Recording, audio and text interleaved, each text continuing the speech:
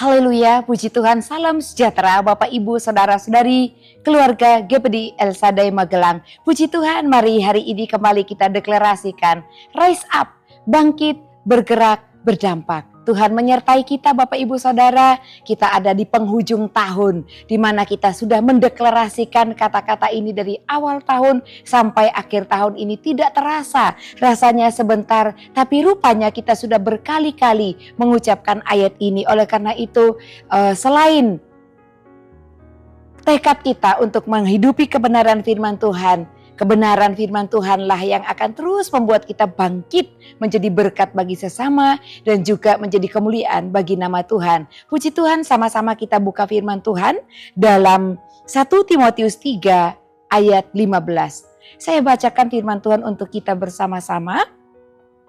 Jadi, jika aku terlambat, engkau tahu bagaimana orang harus hidup dalam keluarga Allah, yaitu jemaat dari Allah yang hidup, tiang penopang dan dasar kebenaran. Puji Tuhan, Bapak Ibu Saudara yang diberkati Tuhan. Saya memberikan judul untuk renungan kita pada hari ini, yaitu tiang penopang dan dasar kebenaran. Siapakah yang dimaksud tiang penopang dan dasar kebenaran? Tidak lain dari ayat yang kita baca adalah jemaat Tuhan. Kembali kita lihat latar belakang dari 1 Timotius, firman Tuhan ya, kitab 1 Timotius ditulis oleh Rasul Paulus dan surat ini ditujukan kepada anak rohaninya, yaitu Timotius, yang pada waktu itu Timotius adalah pemimpin jemaat yang ada di Efesus. Dan pada waktu itu gereja sedang menghadapi masalah besar karena ada ajaran-ajaran sesat yang terjadi di kalangan jemaat Tuhan yang ada di Efesus, dan juga ada perilaku yang tidak tertib antara jemaat yang ada, dan juga terjadi pergeseran moral di antara jemaat Tuhan yang ada di sana. Dan di tengah keadaan seperti itu, Paulus menyampaikan sebuah penyataan yang kuat dan sangat mendalam kepada Timotius sebagai pemimpin bagi jemaat yang ada dan juga kepada gereja. Rasul Paulus berpesan bahwa gereja adalah keluarga Allah dan gereja dipanggil untuk menjadi tiang penopang serta dasar kebenaran. Dari ayat yang kita baca 1 Timotius 3 ayat 15. Ada tujuan di mana Allah memanggil umat-umatnya menjadi pengikutnya, menjadi gereja Tuhan. Dan kita lihat Bapak Ibu di ayat ini menjadi panggilan juga bagi setiap kita gereja-gereja masa kini, gereja-gereja di akhir zaman ya. Termasuk kehidupan kita sekarang untuk hidup benar dan menjaga kekudusan hidup kita. Nah, kita melihat Bapak Ibu, gereja yang menjadi tiang penopang dan dasar kebenaran. Dikatakan bahwa kita adalah gereja Tuhan. Gereja adalah, disampaikan pada ayat yang kita baca, keluarga Allah. Gereja adalah keluarga Allah sendiri. Jemaat Tuhan adalah keluarga Allah. Paulus memulai dengan mengatakan bahwa gereja adalah oikos theo, artinya rumah tangga atau keluarga Allah. Oikos theo, keluarga Allah sendiri. Artinya gereja bukan sekedar organisasi Bapak Ibu Saudara, tetapi sebuah keluarga rohani.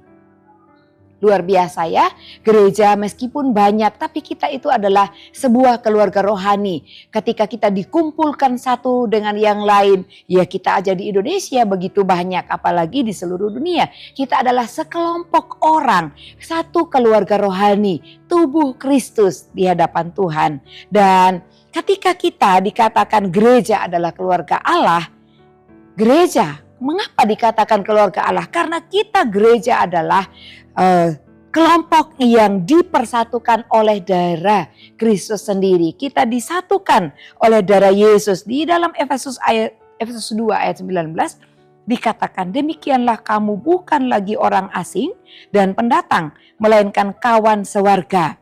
Dan juga dikatakan dan anggota-anggota keluarga Allah. Di sini Bapak Ibu Saudara kita melihat bahwa gereja ada bukan karena ide manusia, tetapi karena karya Kristus di salib. Dan dialah yang mempersatukan kita, tubuh-tubuh Kristus, semua gereja Tuhan yang ada.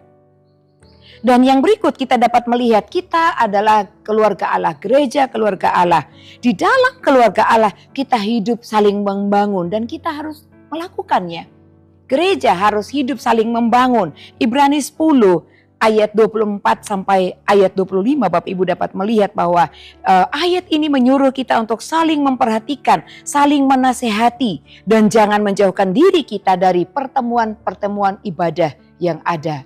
Ini tugas gereja sebagai keluarga Allah. Gereja yang dipersatukan oleh darah Kristus di salib, dan keluarga Allah itu harus hidup saling membangun, mengasihi, menasehati, mendorong dalam pekerjaan baik. Keluarga Allah bukan tempat kesempurnaan, artinya anggotanya di dalam bukanlah anggota yang sudah sempurna.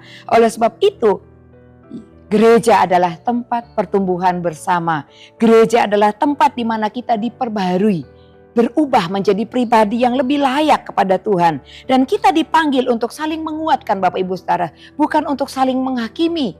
Jadi kalau kita mengetahui salah satu anggota tubuh Kristus di antara kita, tubuh-tubuh Kristus yang ada, bukan menghakimi, bukan menolak orang lain ada dalam kelompok kita, tapi tugas kita adalah menguatkan, bukan saling menjatuhkan. Ini tugas kita Bapak Ibu Saudara ya. Kadang-kadang mudah sekali ketika kita mendengar saudara seiman kita sesama tubuh Kristus mungkin memiliki masalah, persoalan dalam kehidupannya pribadi maupun rumah tangganya. Ya kita juga ikut-ikutan menyalahkan, menghakimi, menilai, bahkan memperkatakan kata-kata yang menjatuhkan. Bukan itu yang Tuhan inginkan kepada keluarga Kristus. Tetapi keluarga Kristus Tuhan ingin kita saling menolong satu dengan yang lain, mendoakan. Ketika sesama tubuh Kristus itu mungkin didapati melakukan pelanggaran atau anggota keluarganya mungkin di luar Tuhan. Oleh sebab itu Bapak Ibu, kita melihat bagian yang kedua ya. Tadi yang pertama dikatakan gereja adalah keluarga Allah sendiri. Yang berikut dikatakan bahwa gereja adalah jemaat Allah yang hidup. Kata jemaat Allah yang hidup. Allah yang hidup artinya Allah yang bekerja, Allah yang aktif, Allah lah yang menjadikan gerejanya. Gereja ya menjadi hidup bukan karena musiknya, bukan karena teologinya, bukan karena program kerjanya, dan bukan juga karena kehebatan dari anggota gereja, tetapi karena Allah hadir dan berkarya di dalam gereja tersebut. Jadi kita tidak bisa membanggakan segala sesuatu yang mungkin unggul kita lakukan sebagai gereja Tuhan. Sebab segala sesuatu juga Allah yang melakukan dalam diri gerejanya. Luar biasa Bapak Ibu ya. Kita adalah keluarga Allah, gereja adalah tubuh Kristus, dan gereja saling membangun satu dengan yang lainnya. Gereja adalah jemaat Allah yang hidup. Selain Allah yang berkarya di dalam gerejanya, juga gereja harus memancarkan kehidupan Allah sendiri. Karena gereja adalah jemaat Allah yang hidup dikatakan. Oleh karena itu, gereja harus memancarkan kehidupan Allah sendiri. Oleh karena itu kita tubuh Kristus yang ada di GPD LSAD Magelang selalu saling mendoakan untuk kita hidup memiliki karakter Kristus, bertumbuh terus ke arah Kristus Bapak Ibu Saudara. Dan itu yang Tuhan inginkan, supaya melalui kehidupan kita memancarkan kehidupan Allah itu sendiri. Ketika orang melihat tingkah laku kita, ya benar, baik, murni, mereka melihat Allah di dalam Bapak Ibu Saudara sekalian, di dalam kita semua. Bagian berikut, nah ini inti dari ayat ini Bapak Ibu Saudara ya. Gereja adalah tiang penopang dan dasar kebenaran. Ayat yang sama dalam ayat 15. Gereja adalah tiang penopang dan dasar kebenaran.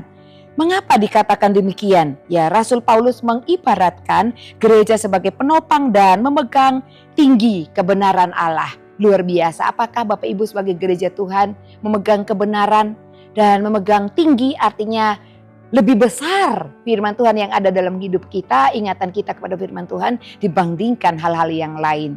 Ya, kalau belum, mari sama-sama kita melakukannya Bapak Ibu Saudara ya. Penuhi hidup kita ini dengan kebenaran firman Tuhan. Sebab Tuhan mempercayakan kepada gerejanya, gereja sebagai tubuh Kristus, sebagai keluarga Allah, untuk memegang tinggi kebenaran Allah. Nah, dikatakan bahwa gereja adalah tiang penopang dan dasar kebenaran. Artinya gereja memegang kebenaran, dan harus kita memegang kebenaran. Apa itu kebenaran? Firman Allah yang hidup.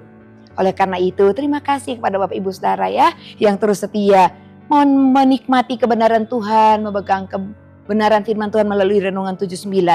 Dan Bapak Ibu, ketika kita memegang kebenaran bukan berarti kita hanya menyesuaikan diri dengan budaya. Waktu itu jemaat yang ada di Efesus, ada budaya-budaya, tradisi-tradisi yang juga mereka harus lakukan. Bukan tradisi yang harus kita pegang teguh, tetapi kebenaran yang kita harus pegang. Kita menyesuaikan diri dengan kebenaran, tidak hanya menyesuaikan diri dengan budaya di mana kita berada saat ini.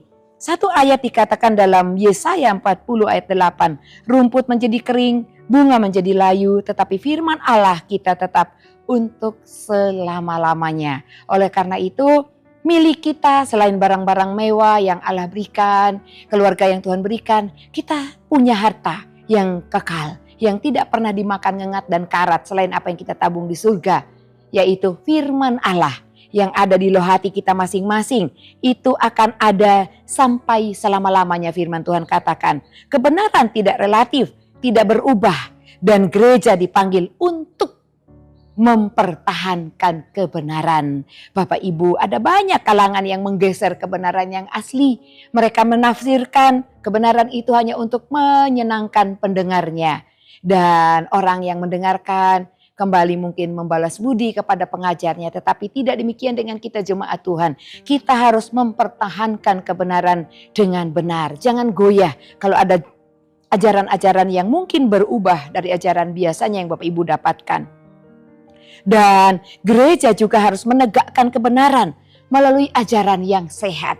Yang mengajarkan ajaran yang sehat bukan hanya hamba Tuhan.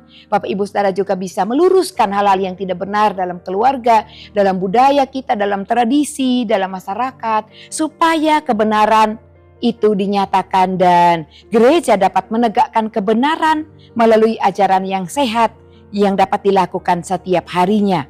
Oleh karena itu Bapak Ibu yang diberkati Tuhan, gereja kita semua juga dapat dan harus menegakkan kebenaran melalui kesaksian hidup kita masing-masing. Ini yang terutama dan Tuhan yang memampukan kita Bapak Ibu.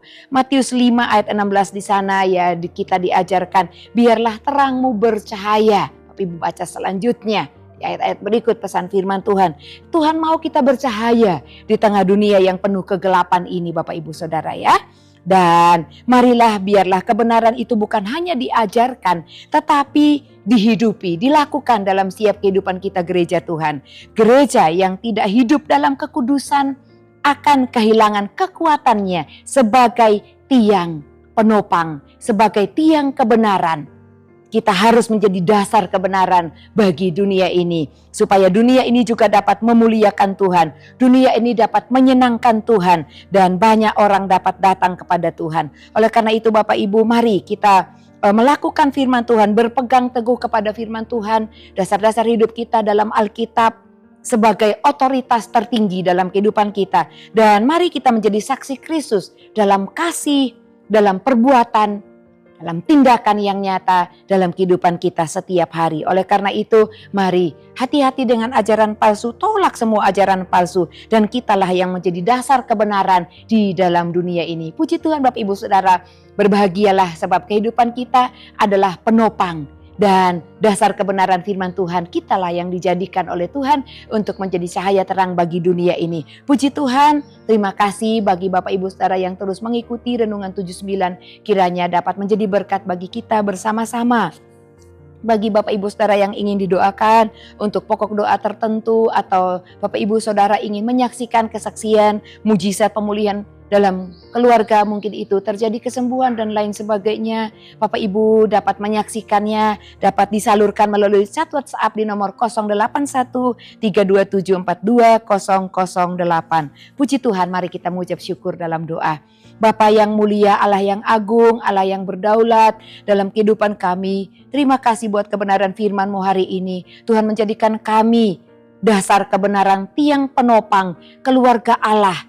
Kamilah gereja-gereja-Mu Tuhan. Terima kasih buat kasih dan anugerah-Mu yang besar atas hidup kami. Tuhan adalah setia. Ia akan menguatkan hati keluarga GPD El Shaddai Magelang dan memelihara keluarga GPD El Shaddai Magelang terhadap yang jahat. Dalam nama Tuhan Yesus Kristus kami berdoa. Haleluya. Amin.